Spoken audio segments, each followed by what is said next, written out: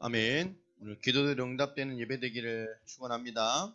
우리 하나님의 말씀 고린도 후서 1장 우리 4절로 7절까지의 말씀을 같이 나누도록 하겠습니다.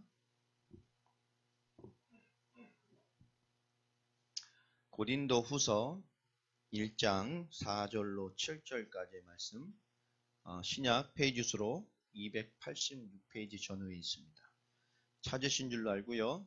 우리 같이 4절 같이 합독하도록 하겠습니다. 합독합니다.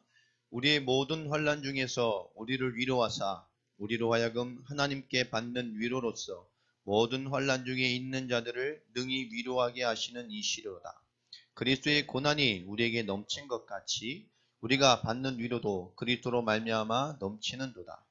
우리가 환난 당하는 것도 너희가 위로와 구원을 받게 하려는 것이요 우리가 위로를 받는 것도 너희가 위로를 받게 하려는 것이니 위로가 너희 속에 역사하여 우리가 받는 것 같은 고난을 너희도 견디게 하느니라. 너희를 위한 우리의 소망이 견고함은 너희가 고난에 참여하는 자가 된 것 같이 위로에도 그러할 줄을 알미라. 아멘. 이제 고난주간이 내일부터 시작이 되어집니다. 성경의 교회 절기로 보면 또 예수님의 행적을 보면 마가복음 11장 1절로 11절이 오늘 있어놨던 일입니다. 2000년 전 오늘 주일에 예수님께서 예루살렘에 낙이 타고 입성하신 그날이 오늘이죠. 내일부터 이제 고난주간이 시작되어집니다. 내일 예수님께서는 성전을 정결케 하시고 또 그런 많은 종교자들과의 직접적인 대면과 또 이 변론과 대항을 통해서 이 그리스도의 사역을 이루어 가시는 또 말씀대로 약속하신 그 메시아로서의 이 삼중직을 완성해 가시는 그 기간이 이번 주간입니다. 그 그리스도의 십자가와 죽으심과 이 부활을 통해서 복음이 완성되어졌고 또 구약의 말씀이 성취되어졌고 우리의 구원과 우리의 성령에도 받는 삶과 우리가 하나님 자녀 되는 모든 응답들이 이 주간에 이 그리스도의 완전한 축복과 이 사역을 통해서 십자가와 부활로 우리에게 완성되어졌습니다. 전 세계 교회가 지금 뜨겁게 기도하고 삶을 돌아보고 여러 가지 다양한 회심과 회개와 부흥회와 사경회와 다양한 어떤 걸 통해서 전 세계 교회가 가장 깨어있는 기간이기도 합니다. 영적으로. 1년 중에 교회 절기를 보면 가장 영적으로 깨어있는 것에 집중하는 것이 이 고난주간과 부활주일입니다. 그래서 좀 열심히 있는 교회들은 40일 동안 많은 것들을 감당하기도 하고 또 맥주절이나 지금 되어 있는 이 성탄절 같은 경우에는 거의 축복이나 삶에 대한 절기같이 되어 있기 때문에 어떻게 보면 영적인 것에 대한 각성들이 많이 있지가 않죠. 어떻게 보면 1년에 많은 절기 중에 가장 영적인 것과 근본적인 믿음에 대하여 어쨌든 우리가 세상을 살다가 십자가와 이 죽으심과 고난과 부활에 집중할 수 있는 기간이 이 절기입니다. 예, 뭐 이런 표심도 필요하지만 그런 회심보다 진정한 영적인 또 믿음적인 또 우리 언약의 삶을 감당할 만한 올바른 이 돌아봄과 또 세워짐과 또 그 하나님의 주신 기품이 회복되는 그런 절기가 되기를 주의 이름으로 축원합니다. 예루살렘에 입성하셔서 곧 메시아의 사역을 감당하고 완성해 가시는 이번 주간인데요. 오늘 말씀 제목이 그리스도의 고난과 충만이라는 제목으로 우리 함께 좀 나눠보도록 하겠습니다. 우리 고난주간을 보내면서 또 다음 주에는 부활주일과 함께 우리 선교 파송에 또 귀중한 예배가 되어집니다. 겸하여 너무 중요한 시간표고 우리가 이번 한 주 동안 이 사역과 많은 것을 위해서 기도뿐만 아니라 영적인 중심과 또 인생과 삶까지 드려야 되는 그런 기도와 삶에 대한 응답들을 다 받아야 합니다. 그 속에서 우리가 고난의 의미들을 또 많은 삶에 대한 의미들을 영적으로 올바르게 이해하지 못하면 많은 것을 놓치게 되죠. 제가 금요일 날 우리 예지 그 학교에 학부모 총회가 있어서 갔는데요. 별 의미 없이 제가 가정통신문에다 이렇게 사인한 2장의 종이가 큰 파장을 일으켰습니다. 근데 뭐 다 보나요? 뭔데? 학부모 총회 사인해 줬는데 그 하나가 학부모 총회 학부모들이 다 1, 2, 3학 학부모 총회에 모인 데서 뭐 선거를 해야 되는 직책을 하나 뽑는 거였어요. 뭐 단순히 뭐 학교 이렇게 문제하는 애들께 막 상담하는 재능 기부식으로 뭐 좀 도울 수 있겠다 싶어서 했는데 그게 그런 자리가 아니었더라고요.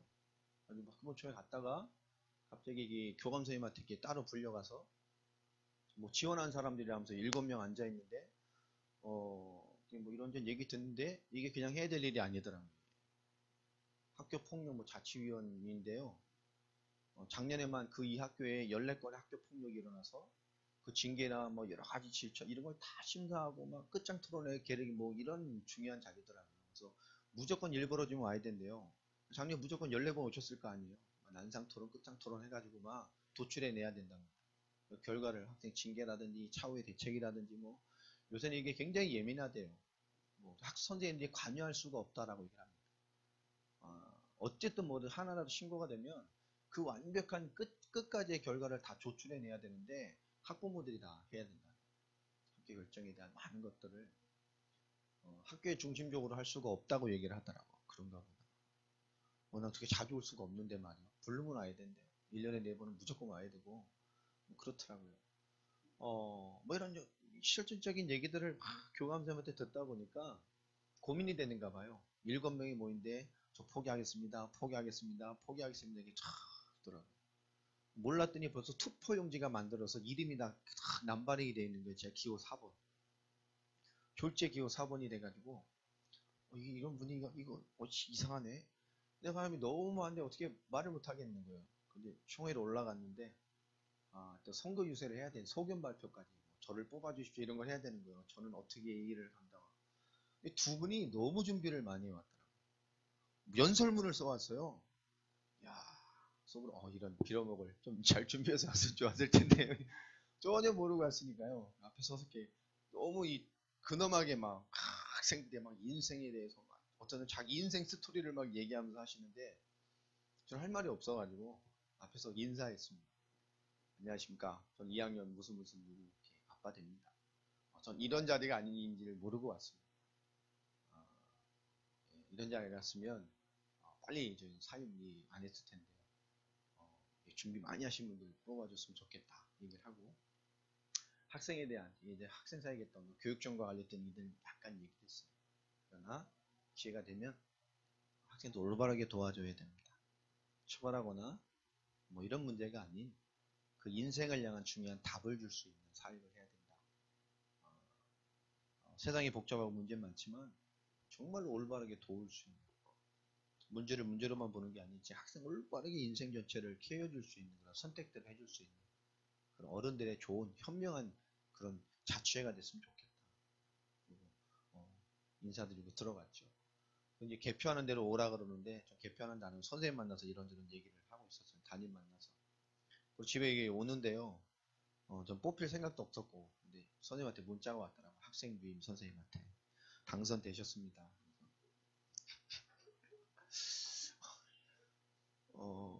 개표 자리에 안 계셔가지고 구두로 연락드린다면서 예 이게 자주 와야 됩니까 했더니 벌써 올 학기 초에 벌써 사건이 하나가 발생을 해가지고 다음 주부터 활동을 하셔야 됩니다. 이번 주죠. 아니 이게 소집이 되라고 오면 학교 오셔서 이제 그 단계예요.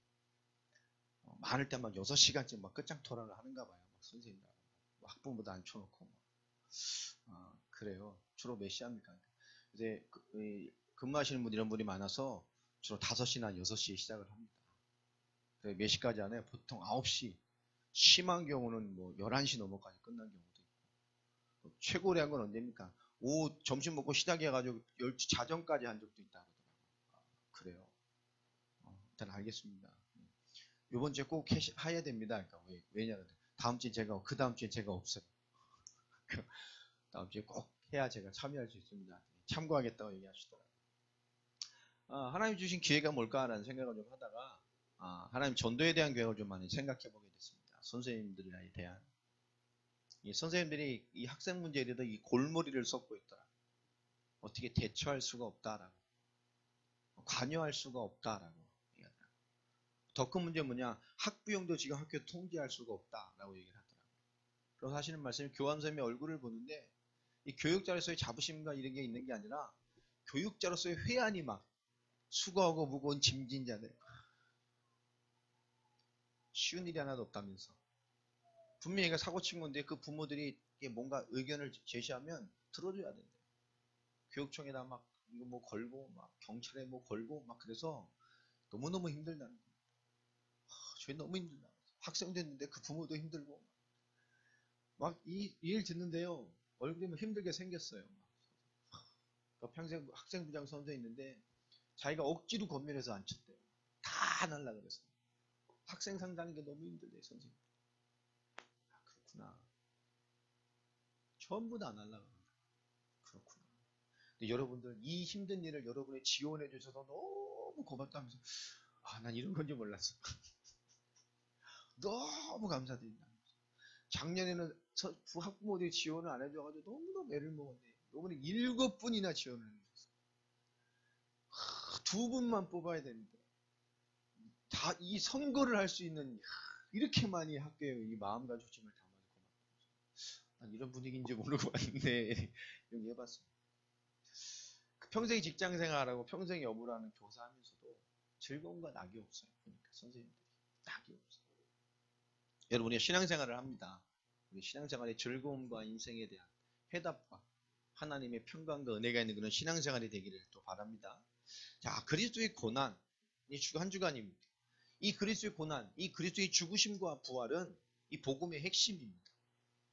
특별히 이 구원 전체의 하나님의 해답을 두고 좀 생각을 해보면, 그죠? 왜 이 구원과 부활이 신앙생활과 복음의 핵심이냐라는 것은 이 가장 중요한 핵심이 무엇이냐면 이 하나님과 단절되어 불신앙한 인간 문제가 가장 중요한 것입니다. 하나님이 구원을 이뤄가시는 구원의 서정, 구원의 과정에 왜 십자가와 이 죽으심과 부활을 통해서 하나님이 구원을 완성하셨냐. 그것은 간단합니다. 결국 이 구원은 인간을 위한 하나님의 구원의 방법이기 때문에 그래요. 이 그리스도의 복음, 우리 개신교를 뺀 모든 종교는 인간의 행위, 인간의 열심, 인간의 깨달음, 인간의 그 무언가의 대가를 지불하고 그것을 얻어냅니다. 그 뭔가 다음을 보장받을 만한 뭔가를 지불을 해야 됩니다. 그러나 하나님이 주신 이 그리스도의 죽으심과 이 죽으심의 이 십자가의 부활은 인간의 그런 외적인 요인이 아닌 인간이 전혀 노력하지 않는 또 인간의 의지가 전혀 개입되지 않는 하나님의 방법으로 역사에 가신 거예요. 그 시작이 뭐냐? 결국 인간의 근본 문제에 가장 중요한 것은 인간이 하나님과 단절됐다는 거예요. 인간이 하나님과 단절되어 불신앙에 빠졌기 때문에 그 인간은 하나님 잃어버리고 하나님의 축복을 잃어버려서 인간 하나님 없는 그 죄 상태, 다시 말해서 육신의 종되어지고 세상 문화의 종되어지고 육신의 종되었기 때문에 세상에 먹고 살고 생존하고 성공하고 이 세상이 만들어놓은 세상의 질서, 세상의 메커니즘에 종돼서 살아갈 수밖에 없는 수준이 되어버린 거예요. 그래서 세상을 정복하고 살리는 것이 아니라 세상 시스템에 종되어서 살아갑니다. 왜 그럴 수밖에 없느냐? 하나님과 단절되어 불신앙한 인간이 죄와 육신과 세상에 잡혔기 때문에 인간이 어쩔 수 없이 믿든 안 믿든 인생 근본이 사단과 마귀의 종노릇되어 살아갑니다. 그래서 결국 인간의 결론이 심판받게 되는 거예요. 왜 하나님이 십자가와 죽으심과 부활로 하나님 역사를 완성했느냐? 결국 인간이 해결할 수 없는 이 세 가지 문제에 대해서 하나님께서 해결하신 것이 구원의 핵심입니다. 하나님과 단절되어 불신앙에 빠진 인간의 문제는 어떻게 해결하겠습니까? 하나님이 땅에 사람으로 오셔서 십자가의 피 흘려 죽으시고 부활하셔서 하나님 만나는 길을 여셨어요. 요한복음 14장 6절입니다. 뿐만 아니죠.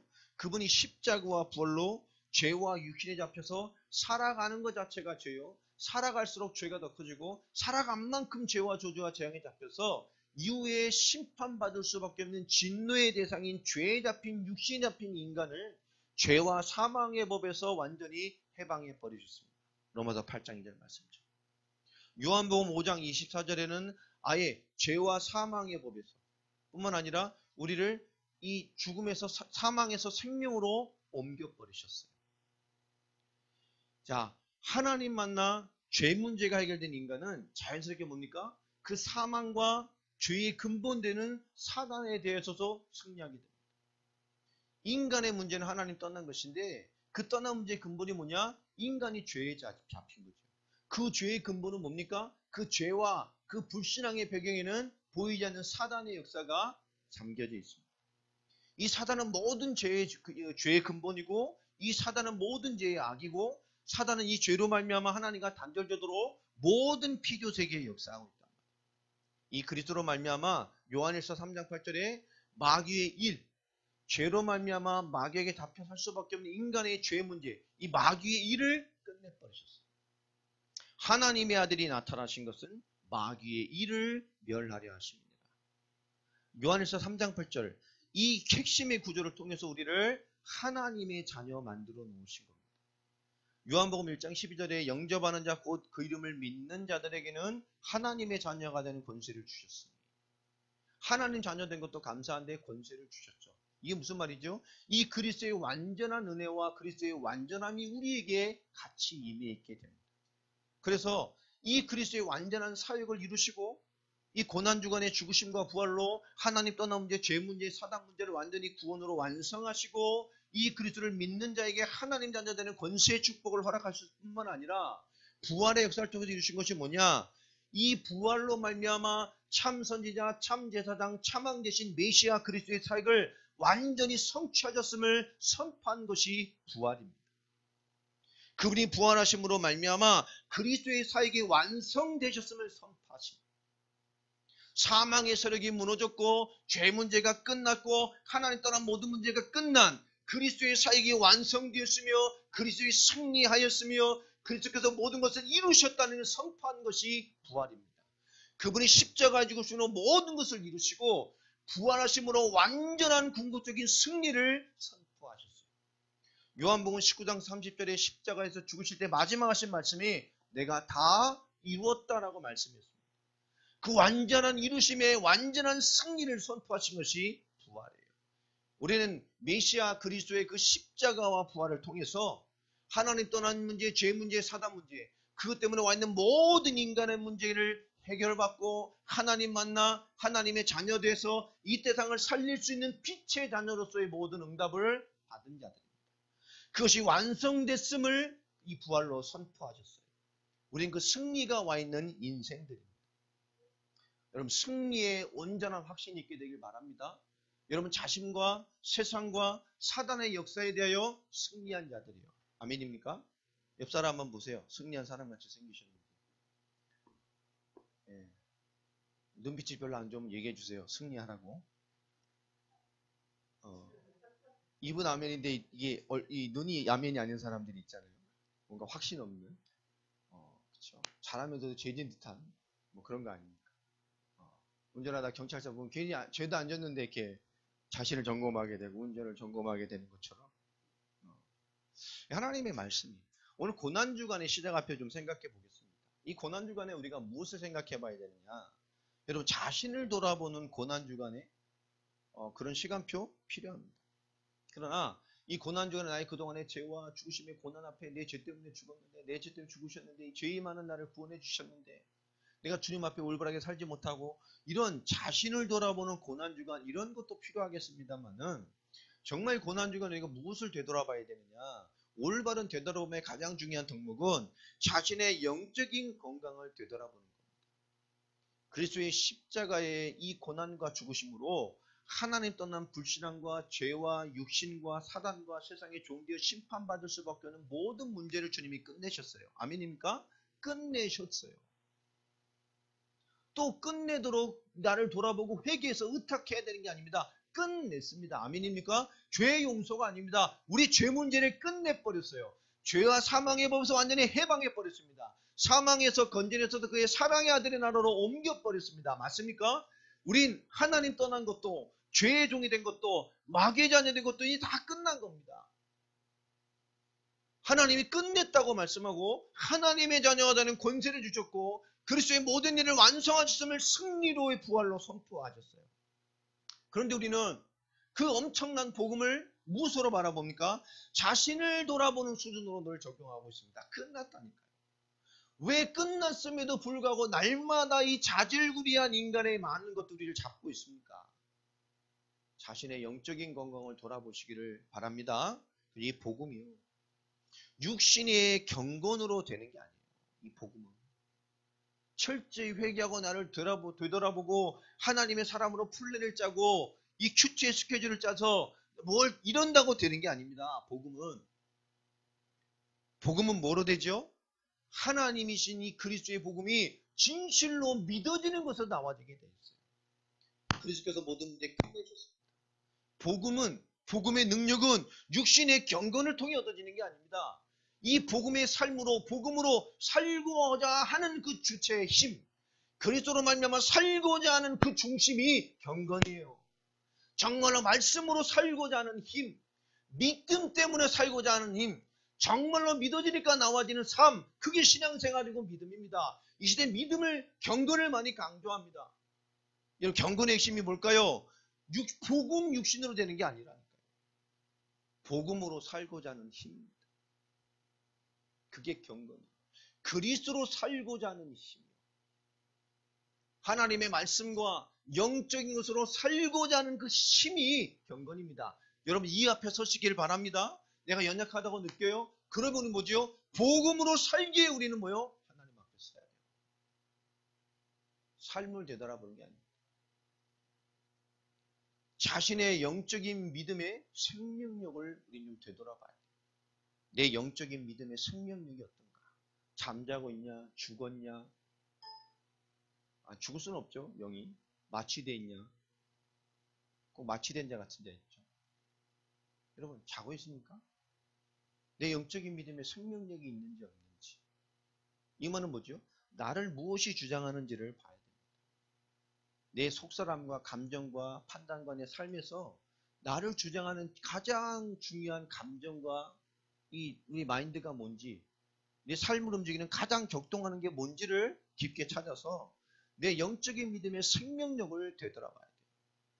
여러분, 한 주간 이 그리스도의 앞에 모든 것을 완성하신 그리스도 앞에 자신의 영적인 건강과 내 육신의 믿음의 생명력을 천천히 돌아보는 한 주간 되길 바랍니다. 그래야 뭐를 얻겠죠?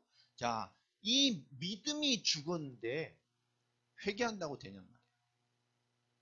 우린 무엇을 깊게 봐야 되느냐?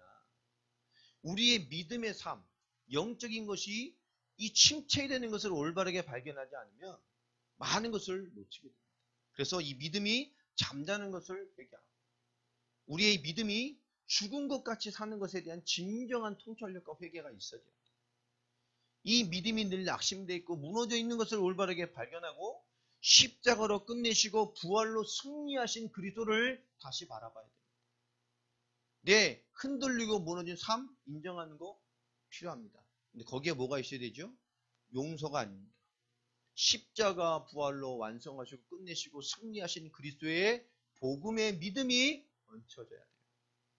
하나님, 그리스도로 말미암아 이미 끝내시고 승리하신 문제인데 내가 끝나지 않은 것 같이 믿지 못하고 끝나지 않은 것처럼 삶으로 잡고 있고 이 나의 죽은 믿음, 이 나의 잠자는 믿음, 이렇게 나에게 낙심되고 무너지고 세상적이고 윤리적인 믿음이 오직 완전한 승리의 그리스도의 확신으로 거듭나게 해주십시오. 그것 때문에 나를 위해 십자가와 불로 죽으신 것인데 내가 그리스도의 십자가와 고난과 죽음을 너무 아무것도 아닌 것 같이 만들고 믿고 살지 않는지를 되돌아보고 여러분, 그리스도의 영광을 위하여 일어나시길 바랍니다. 그게 우리의 시작입니다. 하나님이 죄인인 거 알고 부르셨어요. 우리 연약한 것, 죄 때문에 그분이 십자가 불로 끝내셨다니까요. 끝내셨어요. 우리의 문제를 담당하셨습니다. 맞습니까? 담당하셨다니까요. 그리고 끝내셨어요. 우리가 할 수 없음을 아시고. 그래서 뭐지요? 그리스도로 말미암아 이제 그리스도를 누린 인생으로의 도전을 받아가야 됩니다. 이게 맞다면 두 번째로 복음으로 깊이 볼 것이 있죠. 그게 뭡니까? 신앙생활이 안 되고 깊이 있는 복음생활이 안 되는 것에 대한 발견을 좀 해야 됩니다. 왜 신앙생활이 잘 안 되고 이런 깊이 있는 복음생활이 잘 안 되느냐? 키는 간단하죠. 이 십자가와 부활, 이 그리스도가 올바르게 삶의 영성으로 누려지지 않는 겁니다. 다시 말하면 그리스도가 약한 거죠. 복음의 누림이 약한 겁니다. 에베소서 4장 27절의 말씀에 보면 마귀로 너희를 틈타지 못하게 해라. 그 마귀가 틈탄다니까. 여러분, 하나님 우리에게 고난을 주시는 굉장히 중요한 이유가 있습니다. 우리 시편 119편을 좀 보겠습니다. 시편 119편 우리 67절을 보면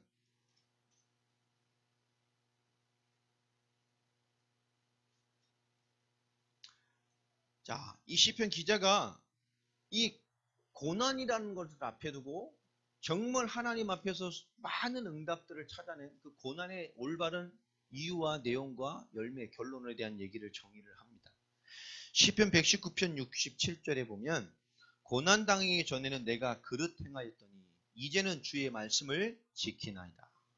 하나님에게 고난을 주신 이유가 뭘까요? 마귀가 틈탄 일이라 할지라도 우리가 실제로 마귀의 올무에 잡히고 마귀의 속임에 잡혀서 우리가 미혹되어 실족했다 치더라도 그것으로 온 많은 고난 속에 하나님의 사람, 하나님의 진정한 복음의 사람, 하나님의 부름받은 우리 복음 인생들은 그 고난의 어떤 모양과 상태는 상관없이 고난에 어떤 것이 있습니까? 오늘 말씀에 고난의 의미를 정말 이해하고 나니까 올바른 고난의 방향성에 대한 얘기를 합니다. 내가 고난 당의 중에는 뭐요? 그릇 살았어요. 그러나 고난을 당하고 난 중에 뭘 발견하게 됩니까? 하나님의 말씀을 지킨다고 말합니다. 정말로 그리스도와 그리스도의 의미를 이해하고 구원받은 하나님의 사람이 맞다면 고난으로 무너지지 않습니다. 정말 하나님의 말씀으로 세상을 살리고 하나님께 쓰임받은 인생이 맞다면 고난으로 주저하지 않습니다. 많은 사람들은 문제가 오면 주저앉고 시험 듭니다. 그 사람은 신앙생활을 할 수 있는 사람일지 모르지만 하나님이 쓸 수 있는 사람은 아닙니다. 많은 사람은 신앙생활의 문제를 통해서 하나님의 은혜와 영역을 벗어나서 고난과 문제를 겪을수록 자기 이유와 자기 영역으로만 더 두꺼워지는 인생들도 있어요. 도대체 인생이 문제를 겪어가면서 은혜의 사람이 아니라 더 뭔가 소통할 수 없는 사람이 되어가는 사람들도 있습니다. 신앙생활은 될 수 있고 예배 듣고 구원받을 수도 있어요. 그러나 하나님 이 땅에서 쓸 사람은 아니고 복음을 위해 살 사람은 아니고 하나님 이 땅에 많은 영혼들을 불려서 그 인생을 통해서 하나님의 중요한 말씀의 성취를 맛볼 인생은 아닙니다. 하나님에게 주시는 고난의 의미는 뭐냐? 하나님 떠나 죄로 말미암아 심판받을 수밖에 없는 이 근본을 구원의 축복을 주셔서 그 구원을 세계 땅까지 증거할 그리스도의 축복의 통로로 우리를 택하신 하나님의 자녀가 맞다면 고난에 무너지지 않는다. 여러분 생각이 가난합니까? 믿음이 연약합니까? 여러분 오늘 서론에 했던 말씀처럼 정말로 자신의 영적인 건강을 돌아봐야 돼요. 육신의 회개 좀 그만하고 정말로 영적인 믿음의 생명력을 되돌아봐야 돼요. 왜냐? 그것이 나를 하나님의 역사를 향해 가게 하고 있는지 끊임없이 그 복음 가지고 나를 점검하고 내 삶을 점검하고 육신의 점검으로만 몰입하게 만들고 있는지 여러분 복음은 육신의 경건으로 되는 게 아닙니다. 복음이 살아 역사하면 당연히 복음의 삶이 나와져요.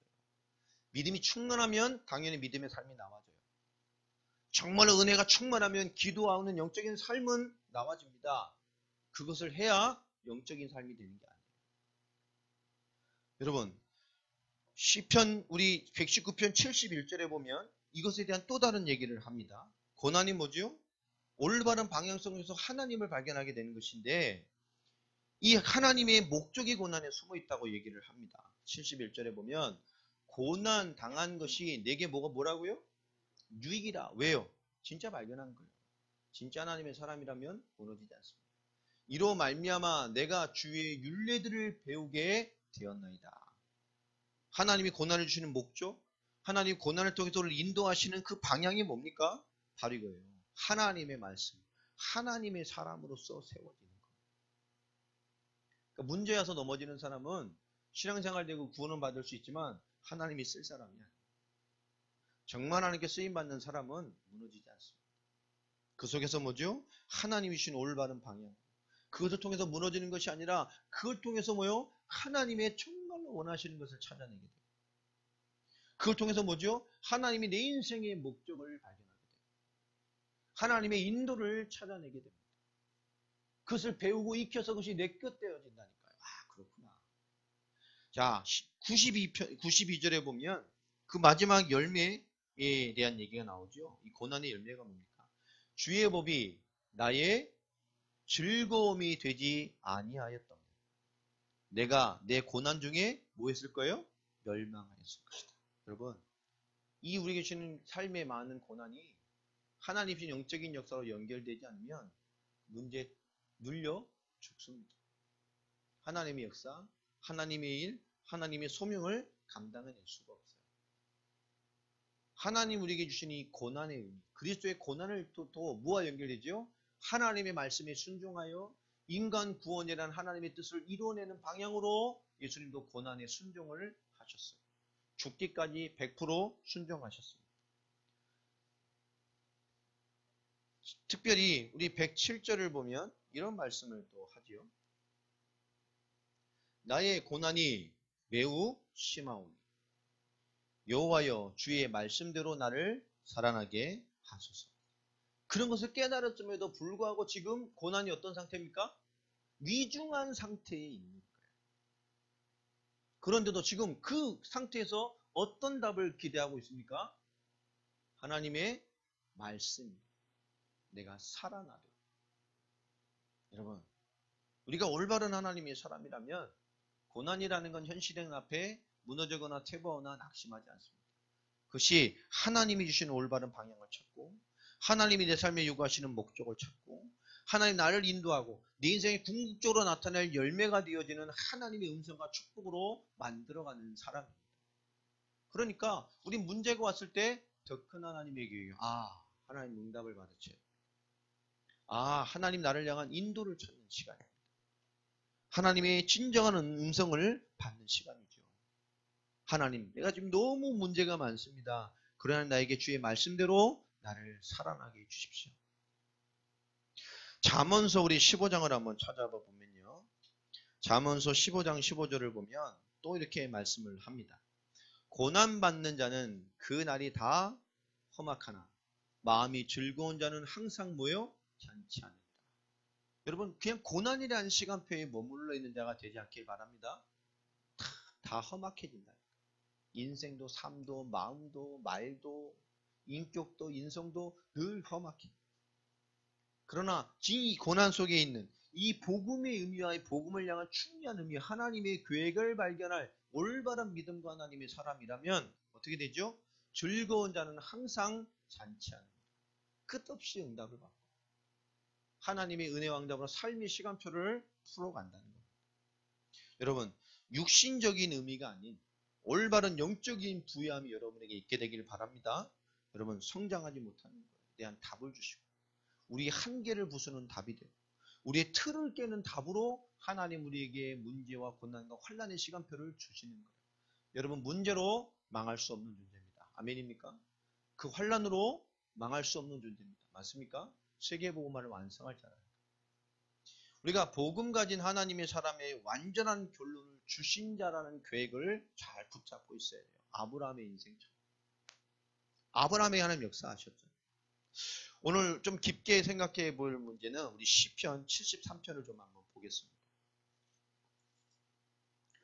오늘 시편 73편을 가지고 오늘 좀 깊게 좀 볼 건데요. 자, 하나님이 참으로 이스라엘 중 마음이 정결한 자에게 성을 행하시나니. 그런데요, 하나님 진짜로 진짜 하나님 마음에 하나님 있고 하나님이 중심 신앙이 된 사람에게 정말 하나님이 선을 행하셔요. 아멘입니까? 그런데 그 하나님을 아는데 2절 보세요. 나는 거의 넘어질 뻔하였고 나의 걸음이 미끄러질 뻔하였다. 내 인생이 하나님 앞에 시험 들어서 완전히 신앙이 무너지고 삶도 실족할 뻔했어요. 그런 하나님이 아는데 그런 삶에서 실족할 뻔했다니까. 삶과 신앙과 인생이 아주 완전히 실패하고 미끄러질 뻔했어요. 왜요? 그런데도 이 세상을 보니까 이 세상하고 똑같죠? 이는 내가 악인의 형통함을 보고 오만한 자를 질투하였습니다. 어떻게 하나님, 악인이 너무 형통한 시대가 됐어요. 거기에 너무너무 이해가 안 돼서 막 질투하다 내가 신앙과 삶이 뭐요? 불신앙에 아주 나가 떨어질 뻔했다는 얘기예요. 근데 우리 실제 현실이 어떻죠? 보면 4절 보세요. 이 불신한 잘 사는 사람들이 뭡니까? 하나님 없이. 하나님 없이 성공하고 잘 사는 사람 보세요. 이건희가 지금 누워있어도 1년에 거의 몇천억씩 재산이 늘죠? 그러냐 몇백억씩 막 배당이 들어오잖아요. 자, 그들은 죽을 때도 뭐가 없어요? 고통 없어요. 죽을 때도 잘 죽어. 잘 살다가. 그 힘이 어때요? 진짜 이 세상에 힘이 있어요. 세상 불신자들, 잘 형통한 불신자들 보면 사람들이 당하는 고난이 그들에게 있어요, 없어요? 보통 사람 뭐 쥐지고 먹고 사는데 이 인간들은 그런 것도 없어. 사람들이 당하는 재앙도 없어요. 불신자 잘 사는 사람 보라. 하나님 없이 잘 사는 사람들 보면. 그래서 그들의 교만이 그들의 목걸이고 강포가 그들의 옷이고 그들은 또 뭐요? 살찜으로 잘 사고 호우대도 멀쩡해요. 피부도 뽀얗고 그냥 반질반질 흐르고 그들의 눈은 뭐였어요? 솟아난다는 게 뭡니까? 눈이 자신감이 살아있어요. 그냥 반짝반짝한 거. 아주 강단 있고 그냥 막 주저함이 없고 그냥 남 눈치도 안 보고 뭐 그렇게 막 살아요. 그냥 마음껏. 살도 쫙 있고 막 살찌고 그들의 소득은 어때요? 그들의 소득은 생각하는 것보다 더 벌어. 그들이 세상을 막 지배하고 사는 거예요. 거침없이 능욕하고 막 세상대로 살아가고 막. 그들이 어느 정도로 말하고 삽니까? 구절을 보면 그들의 입은 하늘에 두고 그들의 혀는 땅에 두루 다니며 이 땅에 하늘과 땅의 모든 걸 막 다 마음대로 하는 것처럼 살아요. 그러므로 그의 백성이 이리로 돌아와서 잔에 가득한 물을 다 마시며 말하기를 하나님이 어찌하랴 지존자에게 지식이 있으랴 하는도다. 그죠? 이 세상에 있는 모든 물 다 퍼먹었으니 다 내가 받아 먹는 것처럼 내가 하나님보다 낫다는 거죠. 하나님 있어봐야 뭐하냐. 하나님 없어도 우리 다 된다는 거예요. 볼지어다 이들은 그런데도 이들은 악인이라도 그런데 뭐까지 해요? 항상 편안하게 잘 살아. 야. 그러면서 뭐죠? 날마다 나물라 더 형통하게 더 재물도 불어나고. 근데 13절부터 나옵니다. 내가 내 마음을 깨끗하게 하면 내 손을 씻어 무죄하다는 것이 실로 어때도다. 그런데 하나님 세상에 나는 주를 위해 살려고 하나님 위해 살려고 어떻게 했어요? 13절 보니까 나는 주를 위해 하고 나를 더 깨끗하게 더 주를 위해 헌신하며 살려고 더 주님께 모아서 살려고 난 그렇게 살았는데 정말 그런 거 보니까 야 이게 진짜 맞아? 헛된 거 같아. 난 참고 방황도 안 하고 타락도 안 하고 더 주를 위해 살고 하고 주를 얘기했는데 하는 이게 뭐냐 말이야. 14절 나는 종일 재난을 당하며 아침마다 징벌을 받았도다. 사는 인생이 뭡니까? 매일 재난이야. 일 저일 아침마다 나는 평안이 한다. 아침마다 일어나면 뭐요?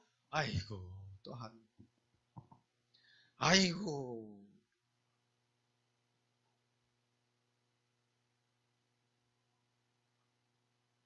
15절 보면요. 내가 만일 스스로 이르기를 내가 그들처럼 말하리라 하였더라면 나는 주의 아들들의 세대에 대하여 악행을 행하였을 것이다. 만일 내가 그 사람처럼 그래도 내가 그들처럼 내가 안 되려고 그렇게 그들처럼 안 살려고 그렇게 안 살려고 내가 몸부림을 쳤다니까요. 그 얘기입니다. 그럼에도 불구하고 내가 스스로 그들처럼 말하고 그들처럼 안 살려고 내가 몸부림을 쳤다니까. 16절 보세요. 내가 어쩌면 이를 알까 하여 생각하는데 그것이 내게 심한 고통이 되었더라. 그러면서 뭐지 하나님 앞에 도대체 하나님 이게 뭡니까? 라고 생각하면 생각할수록 뭐요? 더 열받아.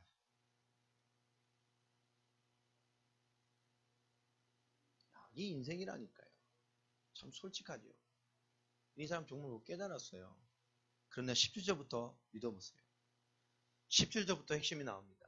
하나님의 성소에 들어갈 때에야 그들의 종말을 내가 깨달아냅니다. 그러나 내가 인생 수준으로 보다가 뭐로 본 거죠? 정말 인간의 끝인 인간의 궁극적인 하나님의 인간에게 베푸신 궁극적인 하나님의 사랑의 결론인 하나님 앞에서의 시간을 딱 보니까 답이 나는 거예요. 뭐라고 말을 합니까?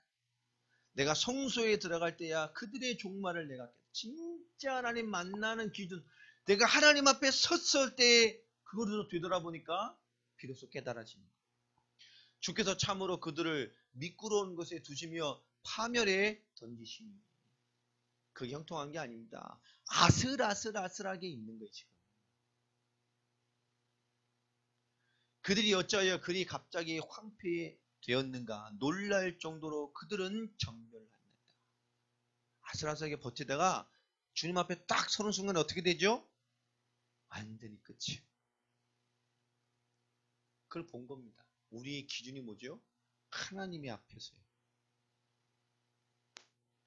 주여 사람이 깬 후에는 꿈을 무시함같이 사람들이 이렇게 살잖아요. 주께서 깨신 후에는 그들의 형상을 멸시하리라. 내 마음이 산란하여 내 양심이 찔려내다. 그 하나님 앞에서 진짜 하나님의 궁극적인 구원을 두고 딱 보니까 그렇게 사는 육신적인 소욕, 내가 결국은 하나님 앞에서의 눈이 아닌 결국 내가 다른 눈을 가지고 그것 때문에 하나님의 역사를 저울질하고 고민했던 내가 내 양심이 찔려. 그런 하나님이 아닙니다.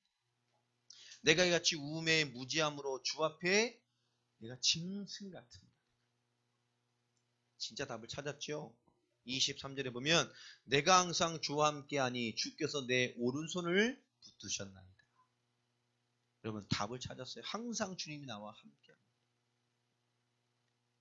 주의 교훈으로 나를 인도하시고 후에는 영광으로 나를 영접하시니. 우리의 최고의 축복이 뭐죠? 하나님이 항상 나와 함께하는 거예요. 아멘입니까?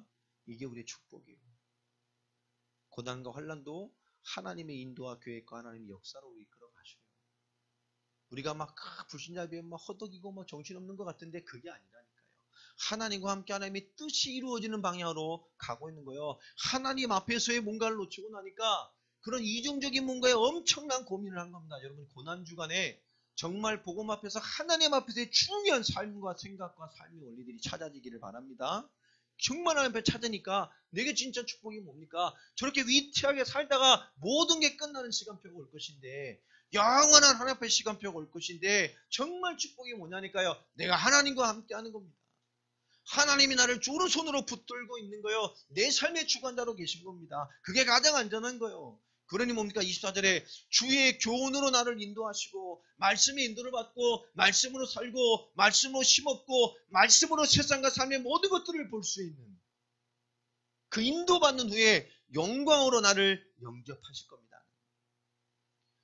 25절에 하늘에서는 주 외에 누가 내게 있으리요 땅에서는 주밖에 내가 사모할 자가 없다. 구원받으면 하나님밖에 없잖아요. 그런 하나님과 함께 이 땅이 뭐죠? 이 땅에서조차도 사모할 분은 하나님밖에 없어요. 맞습니까?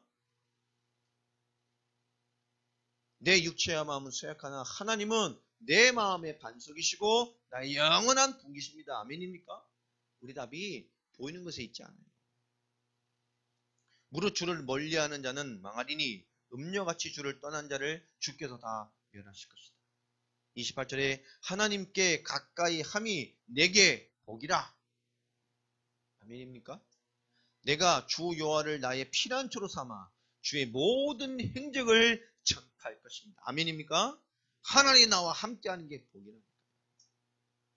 내가 주 여호와를 나의 피난처로 삼아 내 삶의 어떤 것이라도 그 모든 것의 답과 인도와 가정과 모든 것이 뭡니까? 하나님을 나의 피난처로 삼는다니까요. 하나님 앞에서. 그렇게 살아.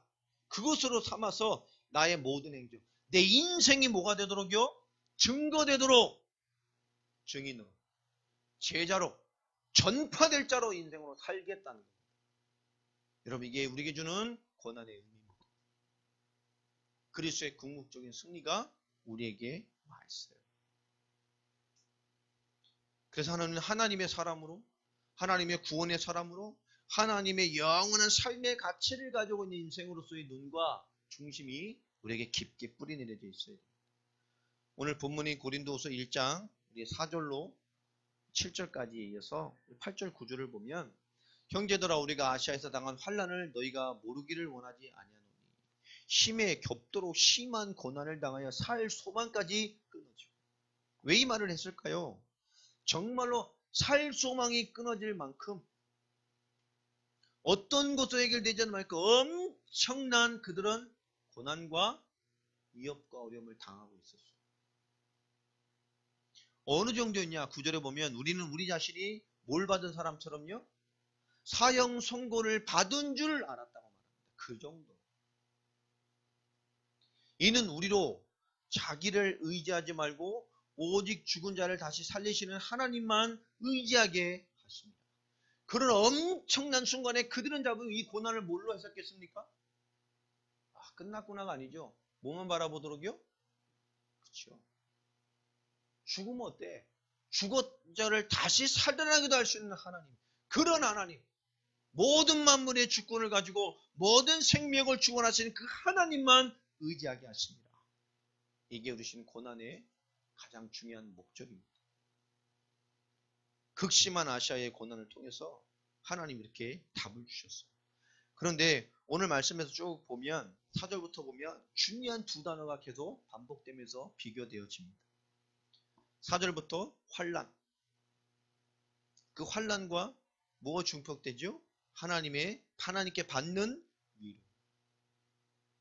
모든 환난 중에 능히 위로하시며 또 모든 환난 중에서 우리를 위로하사.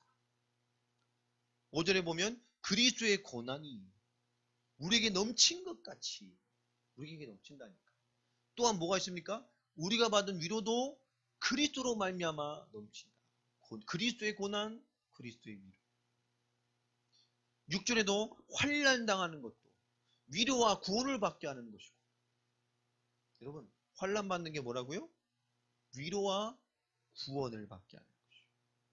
또 우리가 위로를 받는 것도 너희를 위로하려는 것이고. 이 위로를 통해서 너희 속의 역사에서 우리가 이 하나님의 역사를 받는 것들이 뭐냐? 너희도 그 역사 속에서 마땅한 우리 같은 고난에 참여하게 만들다.